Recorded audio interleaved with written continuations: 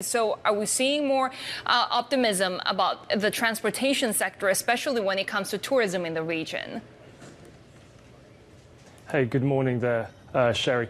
So we saw an announcement overnight in the Asia hours of Saturday that flight levels will double from 12 a week to 24 in stages through until the end of October. This is really set among the backdrop of these kind of flight frequencies which are from the pandemic era, which haven't really gone away, and also just the demand for travel out of China and into China internationally is still slow to come back to normal levels. And so these frequencies, a doubling is a boost for many. However, you have to put it in context of what it was before the pandemic. It was 340 per week in each direction. And so we're still at only 7 or 8% of pre-pandemic capacity. So this is still really way down on where we are.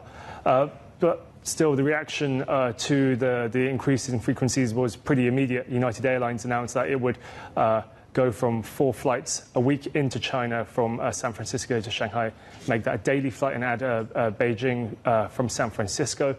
But still, with demand quite weak, it'll be interesting to see just how the mainland Chinese carriers will open and perform on the stock market in Shanghai and in Hong Kong, just to see what this kind of news means for them, because international travel still is weak and also they're still losing money at the moment. Yeah, that's an interesting point you make, Danny, because consumer sentiment in China is not great. What sort of uptake are we expecting from Chinese travellers? Are they really that eager to get back in the air? This really will be a test, right? In demand, when you were previously at 340 flights per week in each direction, there would have still been quite a lot of demand, and we have seen a spillover effect of all of that demand go to cities like Hong Kong, Tokyo, and Seoul, because of still that sheer demand to travel between the two biggest aviation markets.